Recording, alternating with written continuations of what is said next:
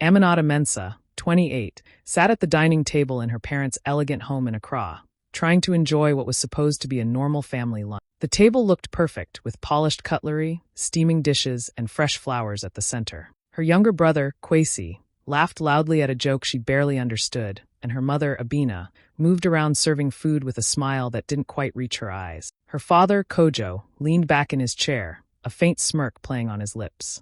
Everything seemed fine on the surface, but Aminata felt a strange tension in the air, like the calm before a storm. Just as she reached for her glass of juice, her phone buzzed. She glanced down and froze. The message read, "Stay calm. They're recording you." Her heart skipped a beat. What did that mean? Who was recording? She looked around, trying to act normal, but her mind raced. The laughter, the polite chatter, the compliments, it all felt staged now. Her family wasn't just teasing her or checking in on her life. There was a hidden plan, and she was at the center of it. Every smile, every question suddenly seemed like a test, a trap waiting for her to slip.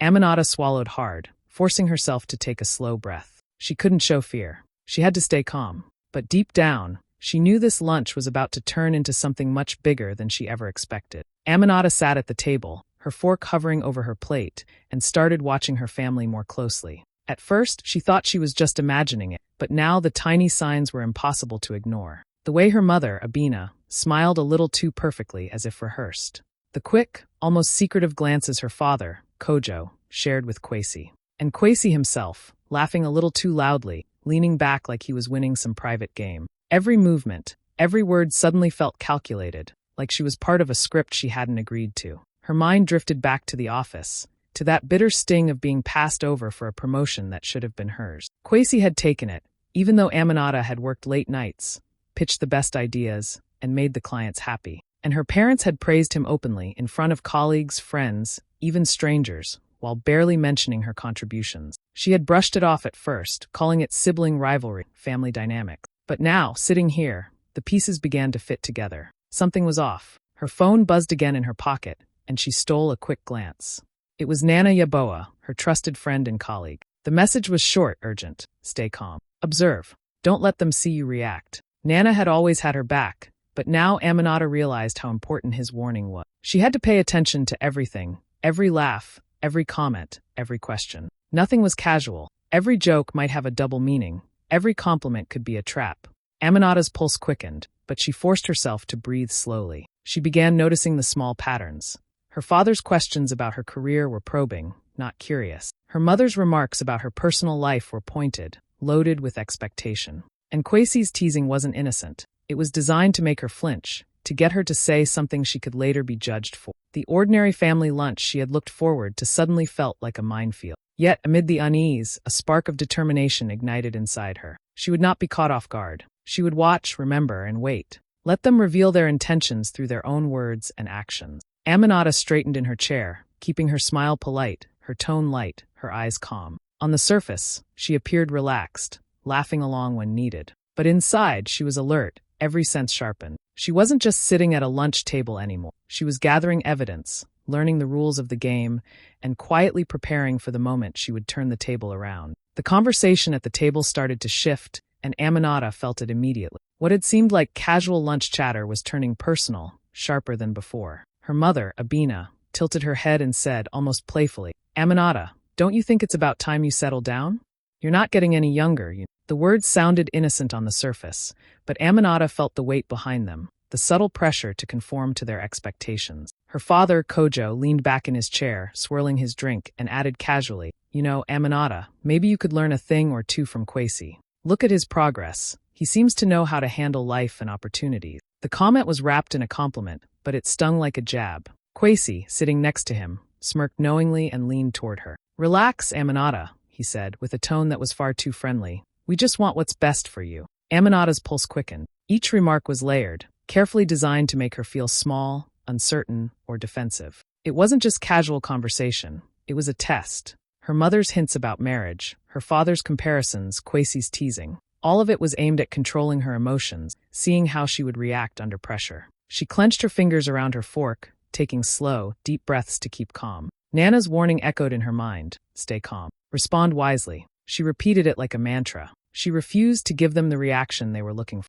On the outside, she smiled politely, laughed softly at the jokes, and nodded as if she were part of the casual family banter. But inside, she was alert, analyzing every word, every glance, every subtle movement. She was taking mental notes, cataloging each manipulation, each tiny attack. Aminata realized this was more than just lunch. It was a battlefield. Every question, every comment, every smile could be a trap, meant to make her doubt herself or appear ungrateful. But she refused to let them see her crack. She leaned back slightly, maintaining a calm, composed posture, giving nothing away, even as her mind raced to strategize. She knew that patience, observation, and careful responses were her weapon. By the time the first course was cleared, Aminata had made a silent promise to herself. She would not be cornered, she would not be embarrassed, and she would turn whatever game her family was playing into her advantage. And while she laughed and sipped her drink like the perfect guest, she was quietly preparing for the moment she would reclaim control. Aminata's eyes flicked around the dining room, trying to act casual, but her mind was racing. Something didn't feel right.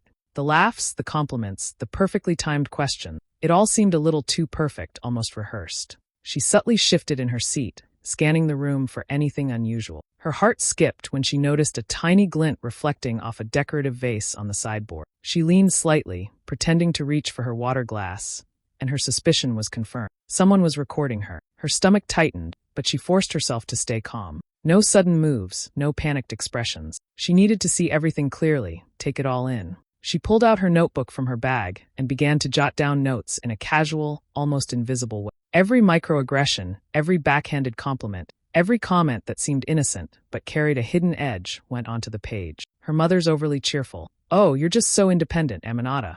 Her father's sly remark about how she could learn from Kwesi's ways. Even Kwesi's teasing, layered with mock concern. It all suddenly made sense. It hit her then. This wasn't just a family lunch.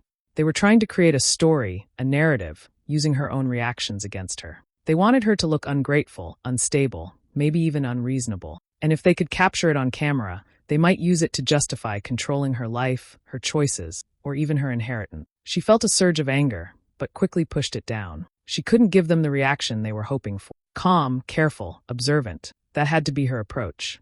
Aminata's mind raced as she continued documenting everything, making mental notes of every subtle movement and word. The vase reflected more than just her image. It reflected their true intentions, and now she had proof. She could see how each comment, each joke, each tiny smile was part of a calculated plan. They wanted her off balance, maybe even embarrassed, so they could manipulate her decisions later. Despite the tension, Aminata felt a strange sense of clarity. She wasn't powerless.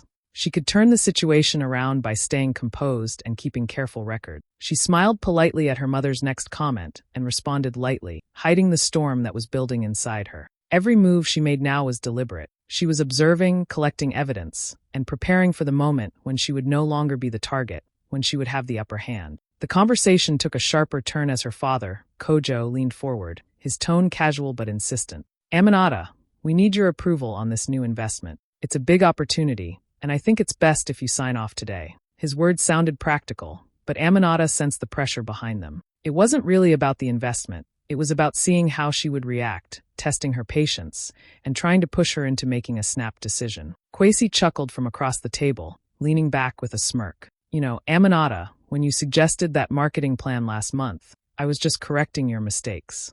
No hard feelings." His words sounded casual, almost joking, but Aminata could feel the underlying mockery. He was trying to make her feel incompetent, to get a reaction that would show her as rash or defensive. Aminata felt her blood boil, but she kept her composure. She sipped her water slowly, keeping her smile polite, her tone even. On the outside, she appeared calm, almost relaxed, but inside, her mind was racing. She catalogued every word, every glance, every subtle jab. She knew that any sudden reaction could be used against her later, so she forced herself to stay measured, careful, controlled. As her father continued explaining the details of the investment, Aminata mentally mapped her strategy. She would respond politely, ask clarifying questions, and never give them the satisfaction of seeing her anger. She would document everything, the conversations, the microaggressions, Kwesi's mocking remarks, her father's manipulative tone. Everything would be evidence, carefully preserved for the right moment. Aminata realized that this lunch wasn't about discussion or bonding. It was a test, a setup to see how she would handle pressure, how easily she could be manipulated. But now she was ready.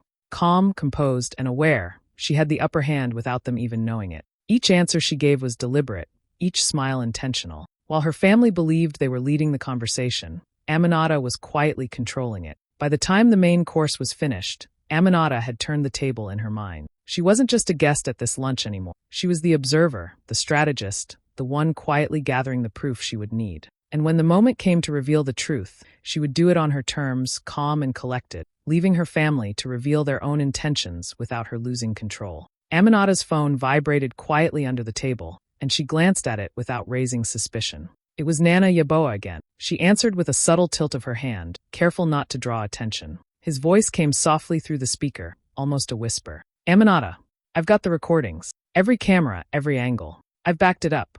You're not alone in this.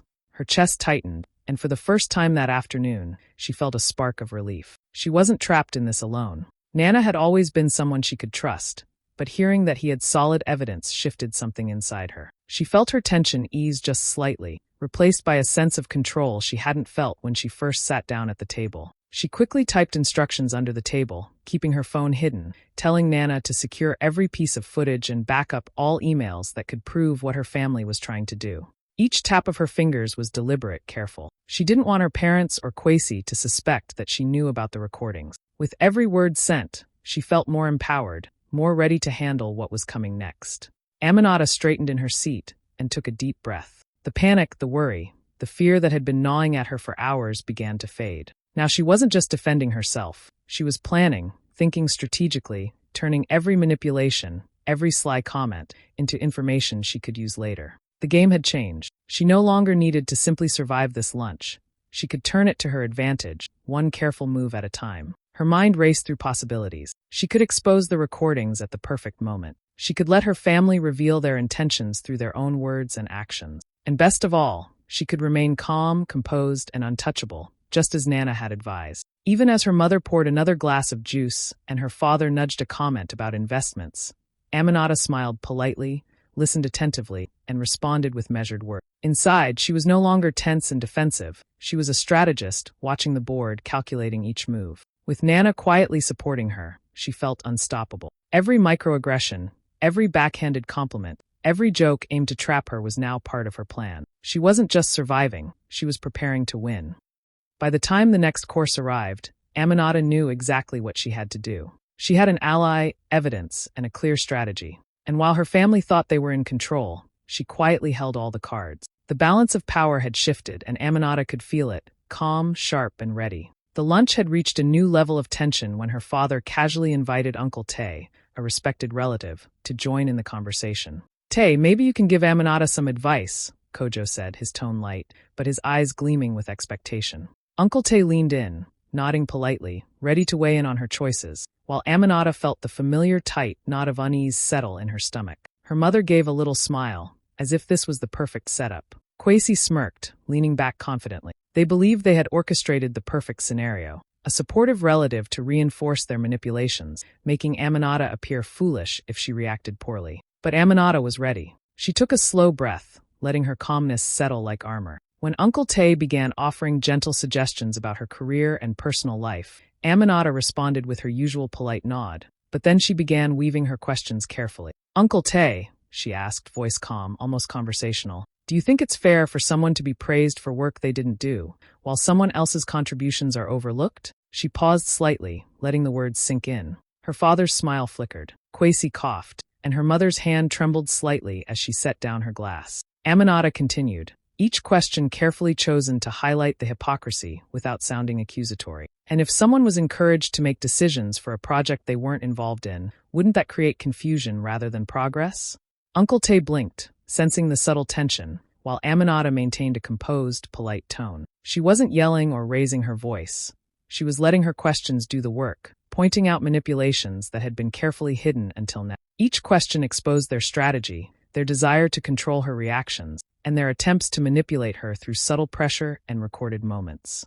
Kwesi tried to interject, but Aminata simply tilted her head and smiled calmly. "I'm just trying to understand," she said, her voice steady. "It's easy to misrepresent someone when all the information is taken out of context, don't you think?" Her family froze, the smug confidence slipping away. For the first time that afternoon, they looked uncertain. By the time dessert was served, Aminata had gently but effectively unmasked the layers of manipulation. Uncle Tay, now more cautious, watched her family closely. Her parents and brother were no longer in control. Their carefully orchestrated plan was unraveling under the calm, composed scrutiny of Aminata. And she hadn't raised her voice or lost her cool once.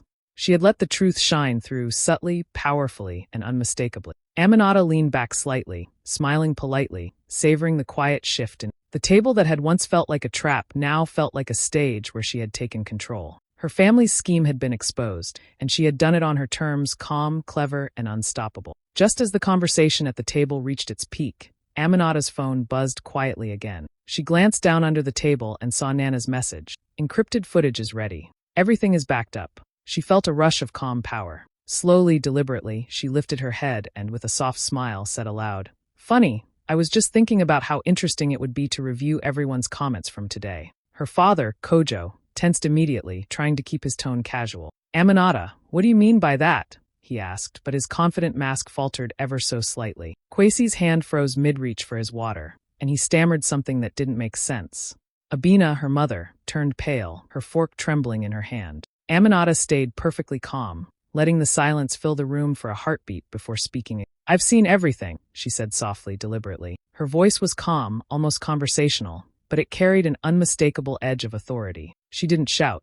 She didn't accuse. She simply stated the truth. And just like that, the balance shifted. The confident, scheming energy that her family had been radiating all afternoon vanished. Now they were the ones on edge. Aminata leaned back slightly, keeping her expression polite but firm. "It's amazing what can be captured, isn't it?" she said casually, letting her words hang in the air. "Sometimes things can be misunderstood if taken out of context, especially by professionals who don't know the full story." Her parents exchanged nervous glances, while Kwesi looked as if he wanted to shrink into his chair. Aminata's calm, composed tone made the threat clear without her needing to raise her voice. She continued, her words measured, her eyes scanning their reactions. Every twitch of a smile that faltered, every shifting gaze confirmed what she already knew. She was now in control. They had thought they could manipulate her, catch her off guard, and maybe even discredit her. But the encrypted footage, combined with her calm observation, had flipped the entire script. She could expose them at any time, and they knew it. By the time the main course was cleared, the atmosphere had completely changed. Aminata was no longer the target. She was the one quietly dictating the rules. Her family, once smug and confident, now sat in tense silence, unsure of how far she knew and what she might do next. And Aminata, sipping her water with serene composure, allowed them to feel the weight of her awareness, powerful, calm, and entirely untouchable. By the time dessert arrived, Aminata felt a sense of calm satisfaction wash over her. The lunch, which had started as a tense trap, had now become her stage. She had navigated every comment, every sly smile, every microaggression with grace and composure. Her family, once confident and scheming, now sat in uneasy silence, their carefully planned manipulations exposed without her ever losing control. Aminata had been meticulous. She had documented everything, her father's subtle pressure, Kwesi's mocking jabs, her mother's forced compliments.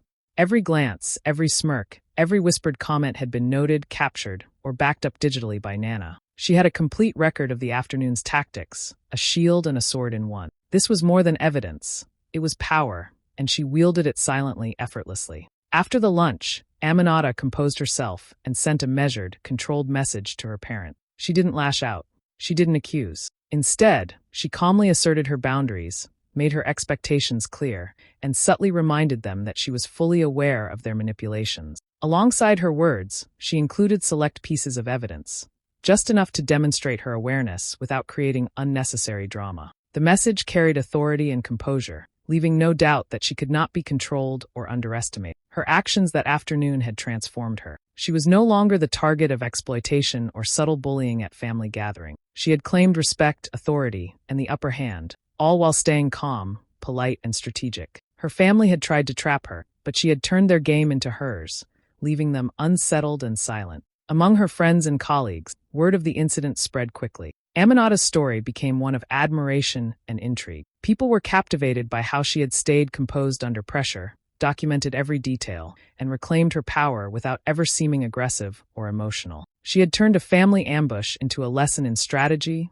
resilience, and self-respect. Sitting back later that evening, Aminata allowed herself a small smile. The sense of victory wasn't loud or boastful. It was quiet, steady, and deeply satisfying. She had navigated a minefield of manipulation, exposed the truth without confrontation, and emerged not just unscathed, but respected and admired. And as her phone buzzed with messages of support from friends and colleagues, she realized that her calm, careful strategy had not only protected her, it had inspired those around her. Aminata had learned a powerful truth that day. Grace, strategy, and patience were far more powerful than anger or confrontation. She had turned the tables, and in doing so, she had claimed her respect, her authority, and her story, on her own terms. That evening, Aminata stepped out onto her balcony, the warm breeze of Accra brushing her face.